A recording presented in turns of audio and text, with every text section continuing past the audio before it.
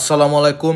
আমার নাম হলো আরাফ মালিক এবং আজকে আমি সরকারের একটা অর্থনৈতিক কী দায়িত্ব সেটা নিয়ে কথা বলবো এবং এটা আমার পুরোপুরি অর্থনীতির চোখে দেখব এবং আমার ৩ টা অর্থনীতি নিয়ে কথা বলব। প্রথম অর্থনীতিটা হলো পুঁজিবাদী সমাজ যেটা হলো যুক্তরাজ্যে দেখা যায়। সেকেন্ড অর্থনীতি অথবা ২য় নম্বর অর্থনীতি যেটা নিয়ে আমরা কথা বলবো সেটা হলো কমিউন অর্থনীতি অথবা হলো কমিউনিজম যে সমাজটা। আর ৩ নম্বর অর্থনীতি যেটা হলো কমিউনিজম আর পুঁজিবাদী মাঝখানে, যেটা হলো পৃথিবীর বিভিন্ন দেশে দেখা যায়, যেমন হলো ফ্রান্স, সুইডেন, ইউরোপের বিভিন্ন দেশে এবং আমাদের বাংলাদেশেও সেভাবে চলে এবং মিডল ইস্ট এবং মালয়েশিয়া, সিঙ্গাপুর এভাবেই চলে। সেগুলো অর্থনীতি, সেগুলো মাঝখানে পুঁজিবাদী আর কমিউনিজমের যে মাঝখানের সমাজটা, সেটাই হলো যে মিক্সড ইকোনমি যেটা বলা হয়, সেটা নিয়ে আমরা কথা বলবো। প্রথম অর্থনীতি যেটা কথা বলে সেটা পুঁজিবাদী সমাজ। একটা সরকারের পুঁজিবাদী সমাজে কী কী দায়িত্ব আছে সেটা নিয়ে আমরা কথা বলবো এবং আমরা যেমন এটা দেখতে পাই যুক্তরাজ্যে একটা পুঁজিবাদী সমাজে সরকারের যে দায়িত্বটা সেটা খুবই সীমিত। সেই সরকারের পুঁজিবাদী সমাজের দায়িত্ব অথবা যেটা নিয়ন্ত্রণ করতে পারে, সেটা ভালো একটা শব্দ, নিয়ন্ত্রণ যেভাবে করতে পারে সেটা খুবই সীমিত। সরকার একটা পুঁজিবাদী সমাজে কোনো কিছু তেমন নিয়ন্ত্রণ করতে পারে না। ব্যবসা প্রতিষ্ঠান সবগুলো হলো ব্যবসায়ীরা অথবা প্রতিষ্ঠান নিয়ন্ত্রণ করে, সরকার এগুলো কিছু নিয়ন্ত্রণ করে না। সেটা হলো পুঁজিবাদী সমাজে।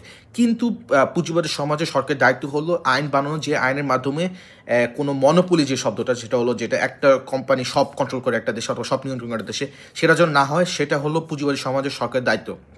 তারা যেন তাদের দায়িত্ব হলো যেন একটা কোম্পানি, একটা সরকারের, একটা দেশের পুরো অর্থনীতি যেন কন্ট্রোল না করে, অথবা একটা সেক্টরে, যেমন আপনি দেখলেন প্লাস্টিক সেক্টরে অথবা জামা কাপড় সেক্টরে, যেন একটা কোম্পানি যেন সব কিছু নিয়ন্ত্রণ না করে। সেটা হলো পুঁজিবাদী সমাজের সরকারের দায়িত্ব, যেন এগুলো না হয়, সেগুলোর জন্য আইন বানানো।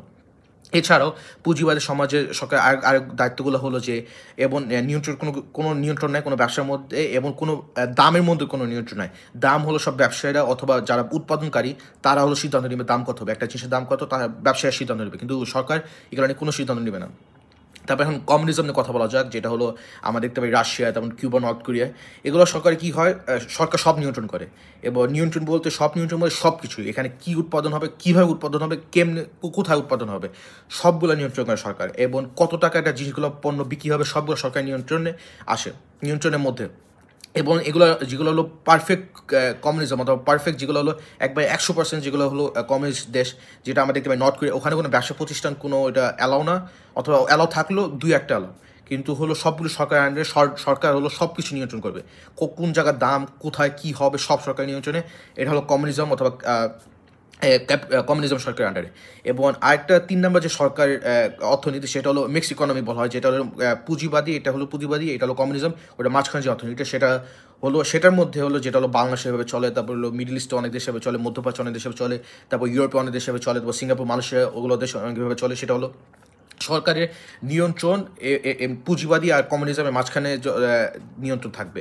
যেমন হলো সরকার কিছু নিয়ন্ত্রণ করবে, কিছু জিনিসের দাম নিয়ন্ত্রণ করবে, যেমন খাবার দাবার একটু দাম নিয়ন্ত্রণ করবে, যেন মানুষ খেতে পারে ভালোভাবে। তারপর হলো কী উৎপাদন করবে সেটাও মাঝে মাঝে সরকার নিয়ন্ত্রণ করে। এবং এটা হলো চায়না নিয়ন্ত্রণ করে খুবই। চায়না হলো, অনেক মানুষ ভাবে চায়না হলো একটা কমিউনিস্ট দেশ, চায়না কমিউনিস্ট না। চায়না হলো পুঁজিবাদী আর কমিউনিস্টের মাঝখানে যে দেশটা, সেটা হলো চায়না সরকার নিয়ন্ত্রণ করে কী উৎপাদন হবে। যেমন হলো আপনারা দেখেন চায়না কিছু গত 2-3 যুগ ধরে চায়না খুবই স্টিল যেটা, সেটা হলো চায়না খুবই উৎপাদন করতেছে। কেন হলো চায়না জানে যে স্টিল, পৃথিবীর সবারই স্টিল লাগে, বাংলাদেশে স্টিল লাগে, তারপর আমেরিকার স্টিল লাগে, ইউরোপের স্টিল লাগে, সব দেশে স্টিল লাগে, কারণ বিল্ডিং বানানোর জন্য স্টিল লাগবে আপনার। এবং এই কারণে চায়না কী করে, স্টিল যেগুলো প্রতিষ্ঠান দেয় ওদের টাকা দেয়, যে আপনি তোমার যত ইচ্ছা তত স্টিল বানাও, তোমার স্টিল বানালে আমরা তোমাকে টাকা দিব। এবং এই স্টিলগুলো কী করে, এটার জন্য স্টিলের দাম, চাইনিজ স্টিলের দাম, চাইনিজ স্টিল কিন্তু ভালো, মানে ব্যবহারে ভালো, তার পণ্যটাও খুবই ভালো। এবং চাইনিজ স্টিলের দাম খুবই কম, কারণ হলো চাইনিজ সরকারদের টাকা দেয়, প্রতিষ্ঠানে টাকা দেয়, যে তোমার ইচ্ছা মতো চাইনিজ স্টিল বানাও, আমরা তোমাকে টাকা দিব। এবং এগুলোর জন্য চাইনিজ স্টিল দাম অনেক কম। এই জন্য চাইনিজের ব্যবসায়ী ওরা চাইনিজ স্টিল পৃথিবীর বিভিন্ন দেশে বেচে।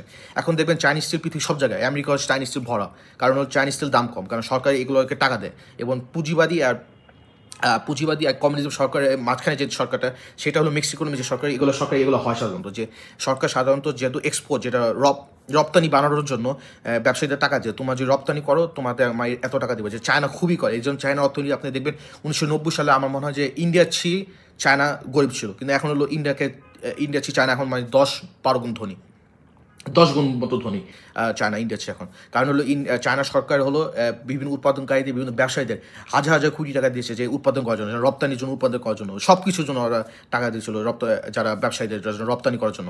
এবং এগুলো সরকারের সাধারণত এগুলো হয়, এগুলো অর্থনীতি যে ভালোভাবে চালানো, এগুলো অর্থনীতি অনেক বড় হতে পারে। বাংলাদেশে যেগুলো করা যায়, বাংলাদেশ অর্থনীতি অনেক বড় হবে ইনশাল্লাহ।